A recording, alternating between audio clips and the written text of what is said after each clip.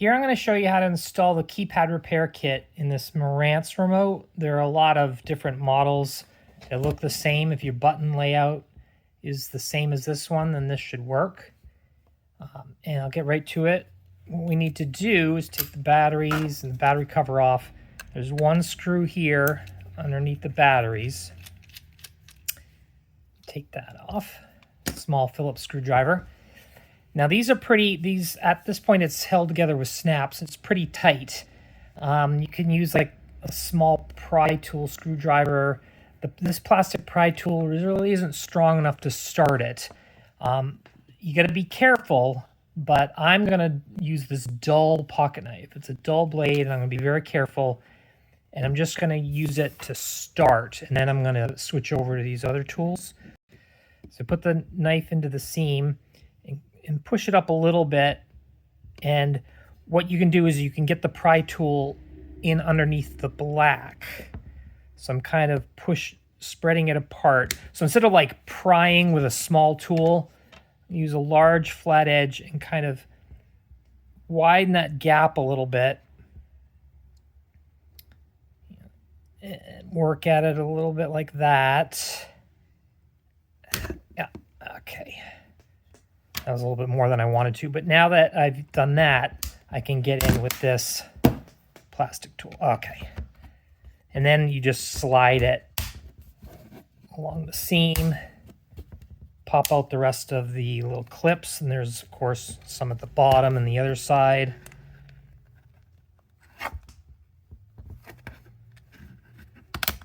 Okay.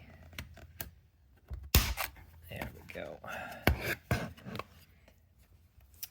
And I'm going to be a little careful of this button on the side, and also I don't want to like stick anything in the front end, because there's a couple LEDs that are sticking out there.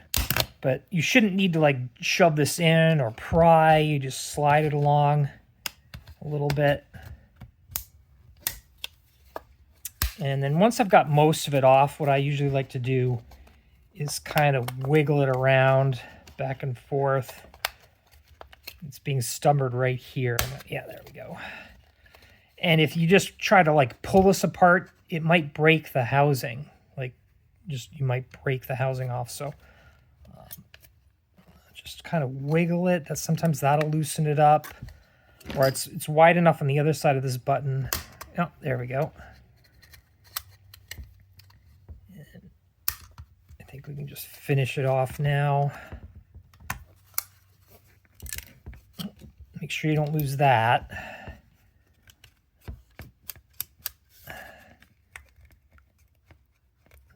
There we go.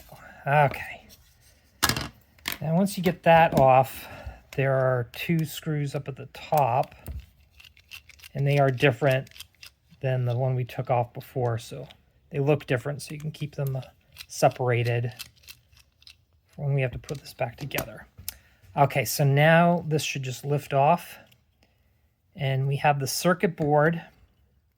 There's a plastic light pipe. Like that. And then there's a rubber keypad.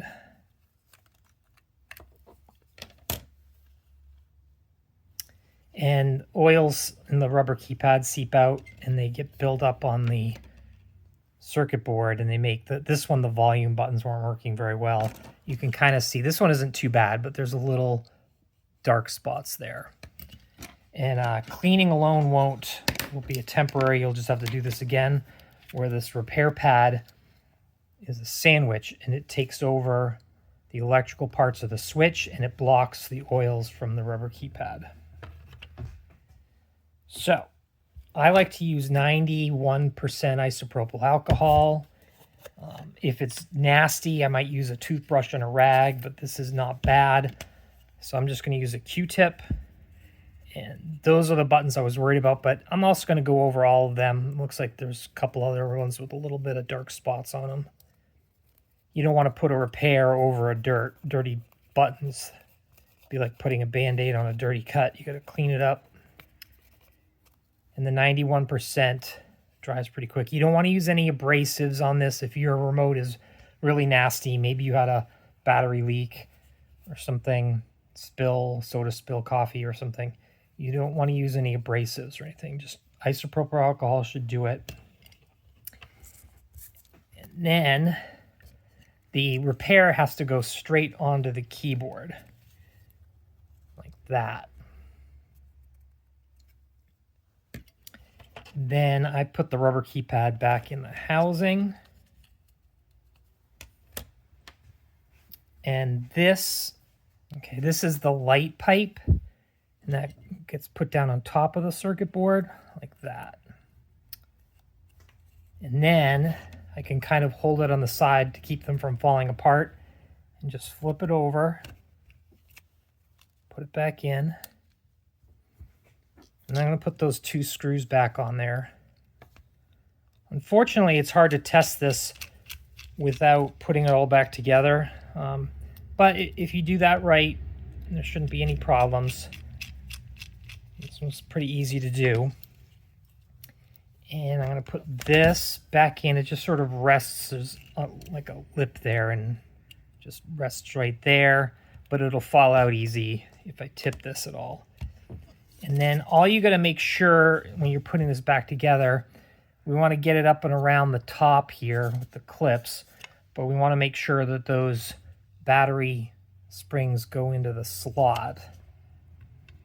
So I'm just going to start at the top at a little bit of an angle.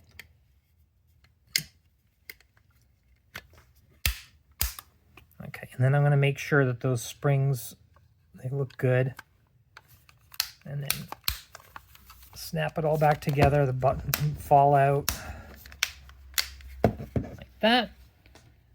Okay. And I might as well just put this screw back in.